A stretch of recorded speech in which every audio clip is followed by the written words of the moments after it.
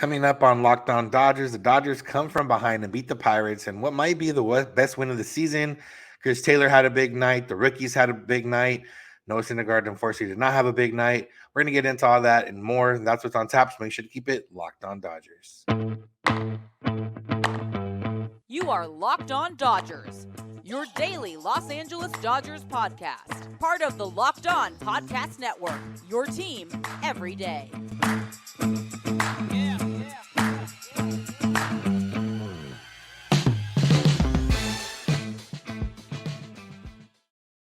Yo, Dodger fans. Welcome to Locked On Dodgers. We are part of the Locked On Podcast Network, the number one local sports daily podcast network. Locked On, your team every day.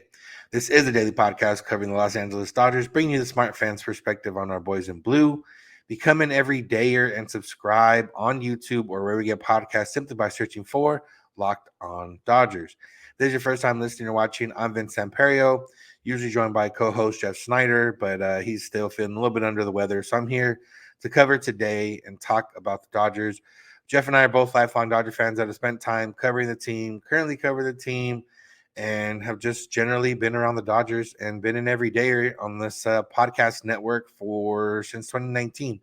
So since 2019. So we're not quite insiders, but we're here to bring the smart fans perspective on our boys in blue every weekday morning, and that's what I'm gonna try to do today. Dodgers were down 7-2 yesterday after Andrew McCutchen hit a 3-run home run, I believe in the fourth inning. And things didn't look that bright, especially considering the lineup the Dodgers had. Will Smith was out. JD Martinez was out with a little bit of a back issue. Jason Hayward was batting third. So, it was a little bit different lineup. But despite all of that, the Dodgers chipped away, and came back 1-8-7 behind 5 scoreless innings from the bullpen, and obviously a strong offensive output.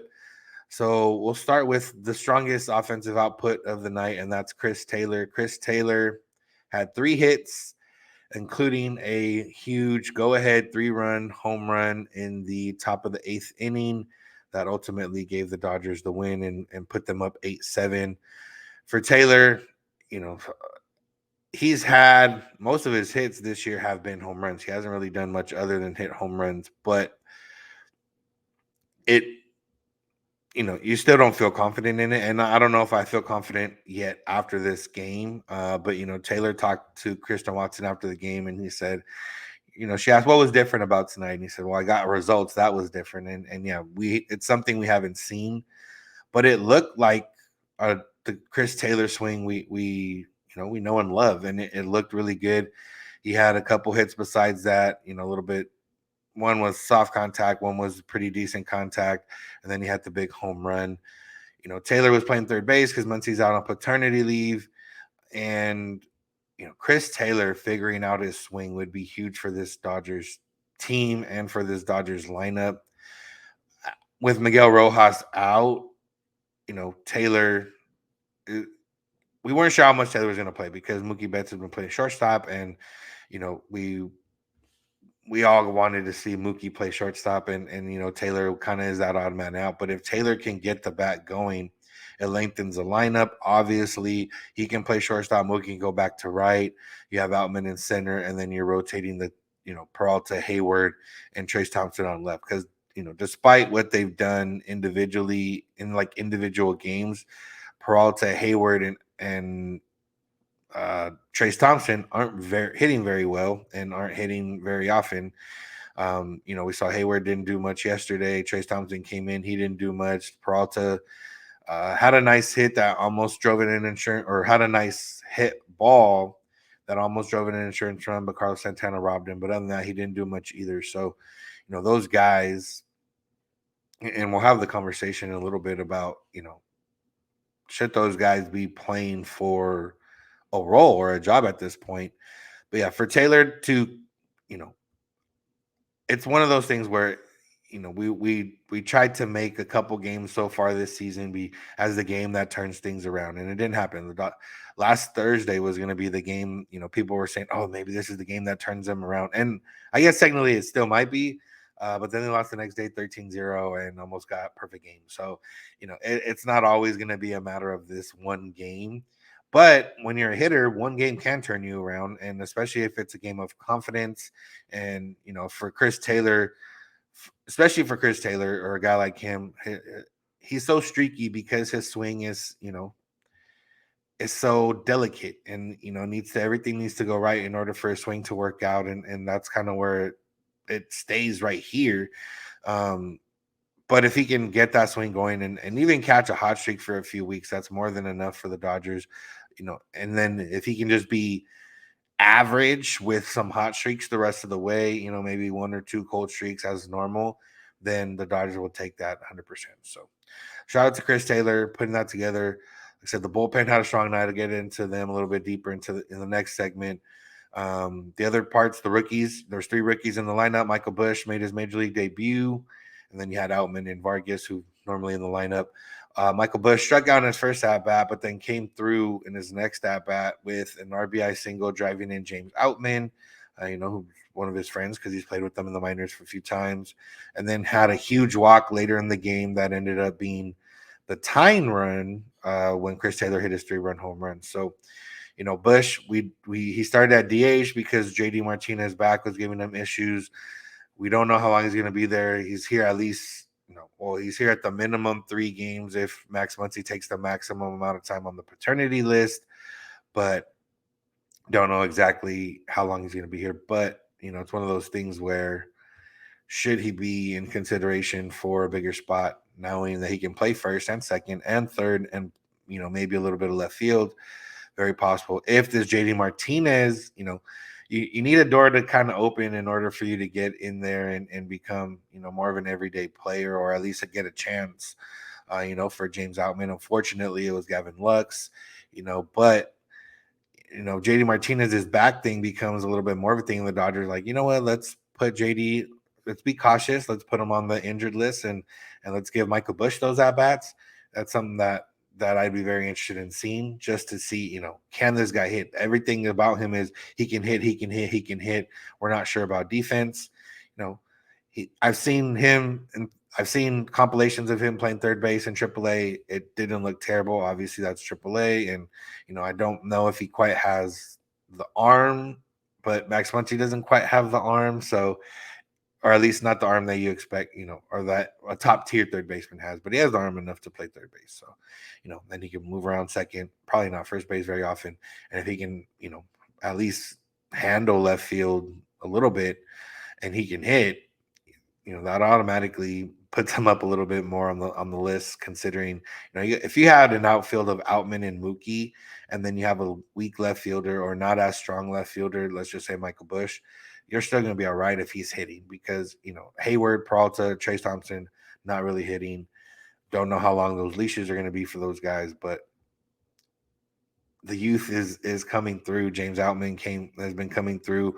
Miguel Vargas has had, better week the last couple weeks. And Michael Busch came through last night, and we'll see if he can come through more in future games. So that's it on the game. We're going to talk about Noah Syndergaard and the pitching, and, if we're concerned about Syndergaard specifically, that's what's on tap.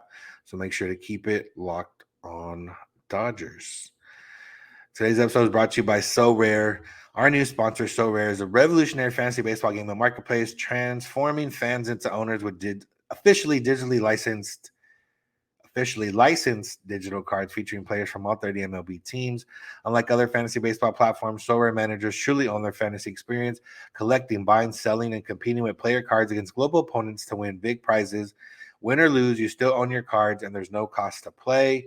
So imagine it's like digital Pokemon, where you have, these cards and you go to battle, aka, it's fantasy game. So if you have, if you had Michael Busch, you would have had a walk and a base hit and an RBI. I don't know how many points that is, but that would have been pretty solid. If you had Chris Taylor, you would have 3 hits, including a 3-run home run. So that would have been pretty good for you. So go check out So Rare. The more you win, the more you advance, and you can collect, more powerful cards as you go through. You can get next level competitions and rewards if you keep winning. MLB So Rare is an official sponsor with MLB. So, Juan Soto, Julio Rodriguez have been ambassadors. Those are some types of prizes you could get down the road if you continue to win now, because there is prizes including scarcity cards, game tickets, merchandise, signed jerseys, and VIP experiences like meeting MLB stars. Prizes may vary depending on competition. So head to sorare.com/locked on. That's spelled SORARE.com/locked on to draft your team of free player cards, set your lineup, and start competing today to win epic rewards. Again, that's sorare.com/locked on to start playing today. After that, you can go check out FanDuel, because today's episode is also brought to you by FanDuel. And baseball's back, and there's no better time to get in on the MLB action than with FanDuel, America's #1 sportsbook. That's right, because new customers can step up to the plate with a no sweat first bet up to $1,000. Just go to FanDuel.com/locked on to sign up, place your first bet, and get up to $1,000 back in bonus bets if you don't win. The Dodgers, if you would have bet on them last night, there's things called live bets. If you would have bet on the Dodgers when they were down 7-2, I'm sure the odds were pretty strong in the Dodgers' favor. You'd have put some money down. You could have won some money. But if you're feeling confident in Tony Gonsolin's return, if you're feeling confident in the Dodgers offense, you could put some money down on the Dodgers today to get a big win against the Pirates. So that's what you can do. But go check out FanDuel.com, and you can build out a bunch of different bets. So don't miss your chance to get a no-sweat first bet up to $1,000 when you join FanDuel today. So go to FanDuel.com/locked on to sign up. FanDuel, official partner of Major League Baseball. All right. So Noah Syndergaard was the pitcher for the Dodgers yesterday, and it didn't go very well for him. He went 4 innings. He gave up 9 hits, 7 earned runs, 1 big home run to Andrew McCutchen, only struck out 2, and his ERA on the season now sits at 6.58, which, if you're unaware, is not great. His whip is now 1.38, which, if you're not aware, is not great. And he only has 21 strikeouts in 26 innings pitched. He's given up. He's just not been good. He's thrown 5 starts now, 26 innings pitched total, 32 hits allowed, 19 runs allowed, 5 home runs allowed. The opponents are hitting 296 against him. So, no matter which way you cut it, there's no good when it comes to Noah Syndergaard. Now, he's had a couple of good starts in those 5 starts, but he has had a lot more bad starts than good starts. And normally it's a matter of, or not normally, but a couple of times it's been a matter of Syndergaard's been good and the offense hasn't helped him out. Yesterday, the offense saved him from going 0-4 if you worry about things like wins and losses. And yeah, I think it's time to be concerned about Noah Syndergaard. I think we talked about this before, but I think it's legitimately time to be concerned. Like, is he going to make it on this roster the rest of the season? And I don't know. He's not pitching well at all, and none of his pitches are really doing anything that are, anything to write home about. Opponents are hitting 268 against his changeup, 294 against his cutter, 375 against his four-seam fastball. They're only hitting 190 against his sinker, but they're also slugging 381 against his sinker. So yeah, he is a little bit of product of bad luck. The expected slugging percentage against his sinker and changeup are lower than the actual slugging percentage, and way lower. There's a huge difference in his four-seam fastball. But like I said, it's not like he's getting tons of swings and misses. It's not like he's able to, it's not like there's a path to him being better, but it really starts with his command in the zone. And that's what he doesn't have. And when you don't have that and you're not throwing as hard as you used to, then that's a recipe for, more of a disaster. He's averaging just around 93 miles an hour on his fastball and his sinker this year, which is far from the 100 miles an hour that he used to throw, and far from the 97 that we thought he could have got up to this year. So it's concerning in the sense that he's been with the team the entire not the entire offseason, but entire spring training, and now he's almost a month into the season. It'll be a month when he gets his next start. And it doesn't look like he's improved at all. It doesn't look like he has any idea of what he can, what he can do or what he can be. And it doesn't look like, you know, he's getting that velocity back. It definitely doesn't look like that. So, what can Syndergaard do? Well, the first thing you do is command better in the zone, like I mentioned. He's missing his spots. He's leaving balls up. He's leaving balls over the plate. And when you're throwing less than 95 miles an hour, those mistakes are a lot easier to hit. And that's what we saw last night. The home run to Andrew McCutchen was a pitch that I believe it was a cutter. No, it was a sinker, which has been his best pitch so far this season.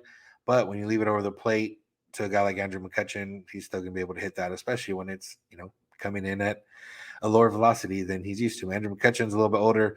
Velocity could tie him up, not so much here. So I don't know how much longer they give Syndergaard. I would imagine it's going to be at least another month, especially considering that Ryan Pepiot won't be ready for at least another month.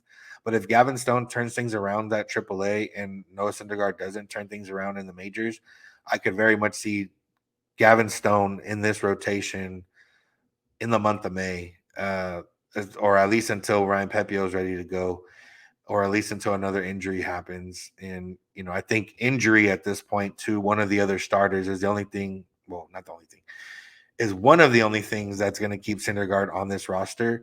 The other thing is that him pitching better. But, like I said, the path to pitching better is all in him.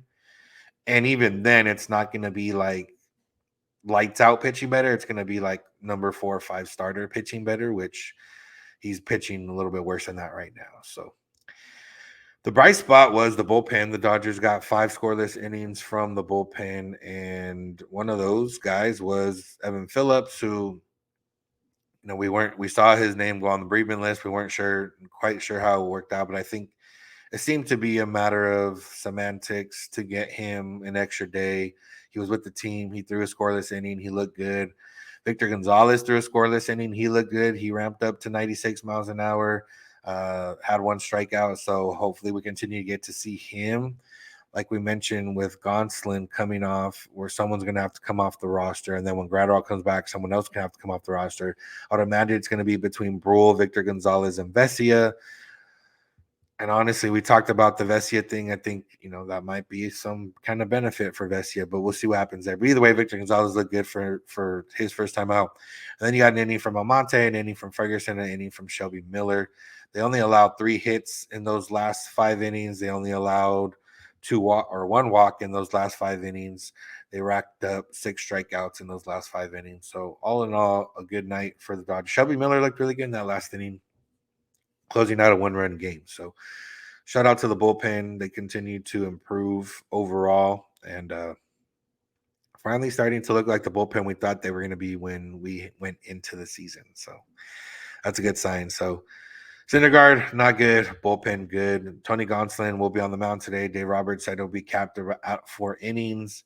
You would imagine you hope to get 4 innings out of him. You hope to get at least 2 innings out of Andre Jackson, and that'll keep the bullpen in a relatively good spot, considering they had to cover the 5 innings on Monday or Tuesday. So, yeah. Next up, we're going to talk about the rookies, more specifically Miguel Vargas, but also the rest of the rookies that were big in the Dodgers comeback win last night. So that's what's on tap. So make sure to keep it locked on Dodgers. Pro Baseball GM is the coolest game we've played in a while. And I've always thought, Jeff and I have always thought that we could be great Major League GMs. It's not that easy, but it's not impossible, at least not with Ultimate Pro Baseball GM. And if you've had the same thought about managing your own franchise, go and download Pro Baseball GM immediately.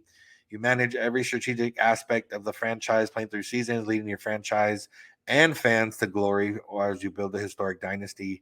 You're responsible for hiring coaches and staff, scouting and drafting players, free agency, personalities, injuries, dealing with that, managing team finances, all the ups and downs of a season. It's all there for you in a challenging and realistic game world. And best part about it is that you can play offline. You don't need to waste your data, or you don't have to be on Wi-Fi. You can just play on your phone right there. It's a perfect game if you're someone that goes on flights and likes to kill some time, or isn't a guy that likes to watch TV or whatever on flights. Go check it out. You can build a little league with friends and compete against each other and compete for bragging rights, compete for money, compete for whatever you want to compete for. Just go check out Pro Baseball GM and go play and check it out. So, and right now, Locked On Dodgers listeners get 100% free boost to their franchise when using the promo code Locked On. That's promo code Locked On all caps. So make sure to check it out. To download the game, just visit probaseballgm.com. Scan the code if you're watching here on YouTube, or look it up on the app stores. That's probaseballgm.com. Ultimate Baseball GM. Start your dynasty today. Thank you for making Locked On Dodgers your first listen of the day every day. Make sure to become an everydayer by listening every day, and you'll hear our analysis on pretty much every Dodger game that happens this season. Also, if you're interested in listening to the Dodgers because you can't watch, go check them out on Sirius XM or the SXM app. Just search Dodgers and you can find and listen to the home broadcast of every Dodger game. So go check that out. All right, we're going to finish up with some talk about the rookies. Like I mentioned, Outman, Busch, Vargas, all in the lineup, all had contributions to the win. Outman, at this point is expected to contribute. He's been, it's almost a month of him being a really good hitter. And like I said, even if he doesn't continue to be a hitter at the output he's been at, even if he figures it out, or even if he's at, at least 75, 80% of what he's been, that's still, above average. And that's still a definite rookie of the year candidate. The other rookie, look, Michael Busch, first game, we talked about him already. Looked good at the plate, had some nice play discipline. Even in his strikeout in his first at bat, it took 7 pitches. He had a full count. It actually was a pretty good pitch that struck him out, breaking ball up in the zone. And actually, he only got one fastball in his first at bat, so that's pretty respectful for somebody that was getting his first at bat. So it was cool to see his family. I think they said he bought out 32 tickets for family and friends and everybody else that was there. So that was cool. Obviously, it's always cool to see. So third guy I want to talk about is Miguel Vargas, who overall has struggled, this season in terms of what we expected, but starting to turn things around a little bit, at least with the bat. It's been interesting because when he first started out, he was walking a lot. His on-base percentage was, the thing you could point to that was like, okay, that's good, that's good, that's good. Over the first month, his on-base percentage is sitting at 378, which is really, really, really good. But he's had better success at the plate recently, but it's come a little bit at the expense of those walks, which, not entirely the worst thing. In his last 7 games, he's hitting 280 with an on-base percentage of 333, which is obviously below the 378 for the entire season, but he's hitting more. And that's, something we'd like to see when it comes to people at the plate hitting. So the other part is he hasn't quite, and I don't know if this is a this could all be a product of him still dealing with the after effects of his broken pinky in spring training when he wasn't able to swing for at least a few weeks. Maybe it's still bothering him because he hasn't hit for much power. He doesn't have a home run on the season. He's hitting a lot of singles right now, which singles still get the job done, especially yesterday. Bloop single brought in 2 runs. He started an inning he started that 8th inning with a single up the middle that ended up being huge, obviously, in getting the Dodgers the win.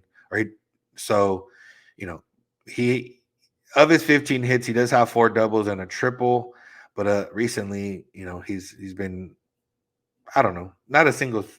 I wouldn't say a single, or maybe a singles hitter, but either way, his slugging percentage on the season is 323, which is not very good, not very high. That on-base percentage at 378 is saving him a little bit in the OPS department because he's at 701, which is over 700 you'll take from a rookie. But that on-base percentage has been the big part of that. He had 15 walks in that first month, but he only has 4 walks in the last 15 games, which means he is, swinging the bat a little bit more. He was starting to rack up some strikeouts there for a little bit, but the last week or so, he's been better. He's striking out a little bit more than he was before at the start of the season, but like I said, he's also hitting a lot more. And 2 hits last night, a hit the night before. He had an RBI hit and RBI and a hit the game before that. So Vargas, it might be a matter of taking time might be a matter of him trying to figure out what he wants to do. Obviously having that plate discipline is good, and there's a balance that you can find. Max Muncy's found that balance over the years of being really good at taking walks, but also being really good at hitting balls that are, you're looking for. And I think that's kind of where Vargas is stuck, is that I don't want to say he got stuck in looking for a walk. I do think that he got good at seeing what pitches are and what they are, but maybe losing a little bit of the aggressiveness he had. He's a hitter, and when you're a hitter, you're not necessarily in there chasing walks. You're not necessarily in there, looking to walk. You're in there looking to hit, and maybe that shifted a little bit because of the success he had early on, drawing those walks, and maybe he was chasing the walk a little bit, especially when he was putting the ball in play. He wasn't necessarily getting hit, so he was struggling a little bit. So that might be the case. And now he's starting to look for, yesterday, first pitch swinging on that ball he hit up the middle in the eighth inning. That was good. That was good. That's something that you'll take, same result as a walk, but took less pitches. And, obviously you want to make the pitcher work, but once you get to later part of the innings, you're not looking to make the reliever work so much as you're looking to get on base. And that's what he did. And he hit that single up the middle. So for Vargas, I think there's a few things, he's working through, still dealing with the after effects of that injury that he had in spring, maybe starting to feel more comfortable. Maybe he's realizing, I'm a hitter. I need to start swinging the bat more. There's a lot of things that are starting to come together for Miguel Vargas, and hopefully it's something that's going to continue moving forward for him, because, the Dodgers gave him the second base role. And after, first 3 weeks or so, you already had people asking, when is Michael Busch going to come up and maybe compete for that second base role? And defensively, he hasn't really had any issues. I think he had that one error that led to a run that one time, but he's been pretty solid overall defensively.